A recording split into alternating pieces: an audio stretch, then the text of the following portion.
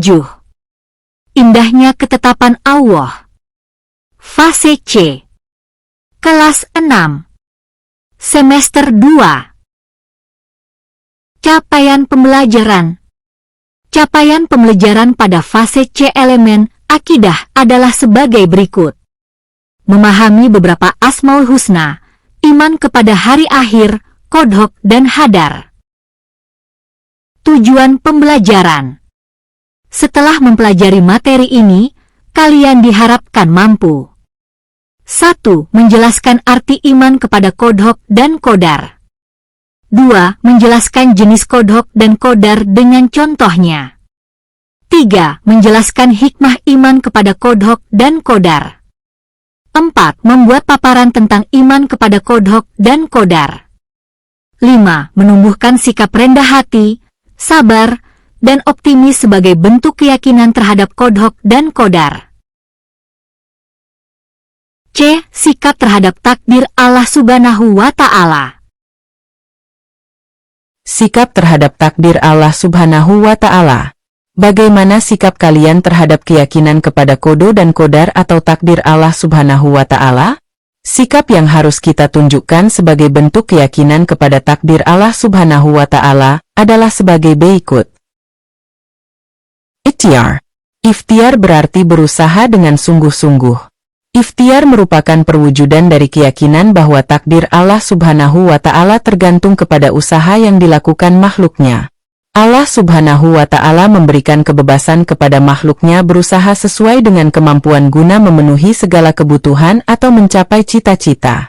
Seorang siswa yang ingin menjadi siswa yang berprestasi, maka harus belajar dengan sungguh-sungguh.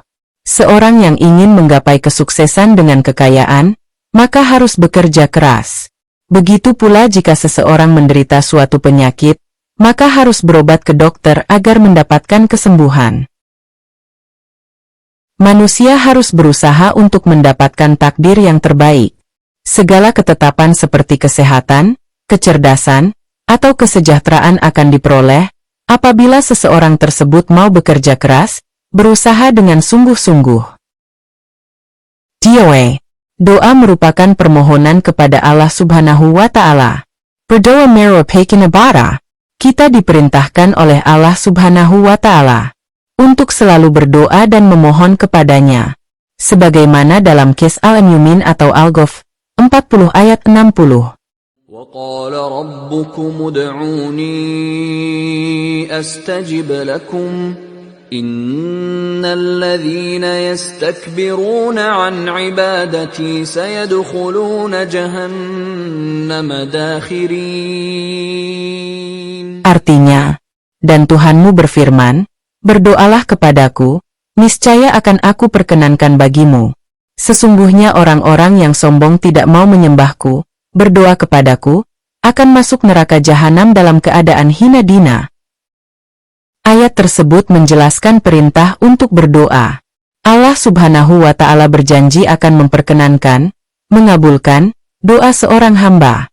Doa yang akan dikabulkan oleh Allah Subhanahu wa Ta'ala tentulah doa yang telah memenuhi syarat dan ketentuan yang diajarkan oleh Rasulullah Shallallahu Alaihi Wasallam, diantaranya adalah berdoa dengan penuh harapan dan ketaatan kepada Allah Subhanahu wa Ta'ala. Untuk mencapai takdir yang terbaik, maka antara doa dan usaha harus dilakukan secara beriringan. Karena pada hakikatnya kita diwajibkan berusaha namun hasil dan keputusan ada pada Allah Subhanahu wa Ta'ala.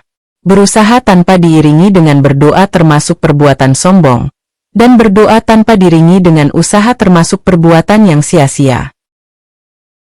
Tawakal. Tawakal termasuk perilaku terpuji. Tawakal merupakan sikap menyadari bahwa segala keputusan ditentukan oleh Allah Subhanahu wa Ta'ala, atau juga bisa disebut dengan menyerahkan diri kepada Allah Subhanahu wa Ta'ala. Tawakal harus dilakukan setelah berusaha dan berdoa dengan sungguh-sungguh. Sebagai contoh, apabila kalian sakit, maka harus berobat ke dokter sebagai bentuk usaha yang bisa kita lakukan, kemudian berdoa kepada Allah Subhanahu wa Ta'ala mohon kesembuhan dari penyakit tersebut. Apabila kedua hal tersebut sudah dilakukan, maka kesembuhan dari penyakit tersebut ditentukan oleh Allah Subhanahu wa Ta'ala. Ucapan yang semestinya harus kita ucapkan ketika kita bertawakal kepada Allah Subhanahu wa Ta'ala adalah kalimat haukalah, yaitu La haula wala quwata illa billahil aliyil adhim, yang artinya tiada daya dan kekuatan kecuali atas pertolongan Allah Subhanahu wa Ta'ala. Syukur merupakan ungkapan terima kasih kepada Allah Subhanahu wa Ta'ala atas kenikmatan telah diberikannya. Apabila kita telah berusaha dan berdoa dengan sungguh-sungguh, lalu kita bertawakal dengan berserah diri kepada Allah Subhanahu wa Ta'ala dan ditakdirkan mendapat hasil yang terbaik, maka kita harus bersyukur kepada Allah Subhanahu wa Ta'ala. Cara mensyukuri nikmat Allah Subhanahu wa Ta'ala berupa takdir baik dapat dilakukan dengan ucapan dan perbuatan. Bersyukur dengan ucapan dapat dilakukan dengan cara mengucapkan kalimat hamdalah, yaitu Alhamdulillah, sedangkan bersyukur dengan perbuatan dapat dilakukan dengan ketaatan kepada Allah Subhanahu wa Ta'ala. Sabar merupakan sikap kemampuan mengendalikan diri. Sabar juga merupakan perilaku terpuji. Lawan dari sikap sabar yang harus dihindari adalah berputus asa. Sikap sabar akan tumbuh subur dalam hati manusia jika memahami dengan baik tentang takdir Allah Subhanahu wa Ta'ala. Seseorang yang beriman kepada takdir tidak akan mudah putus asa dan selalu tegar dalam menghadapi ajian atau cobaan sebagai takdir Allah Subhanahu wa Ta'ala. Sabar juga berarti menerima keputusan atau ketetapan Allah Subhanahu wa Ta'ala dengan ikhlas.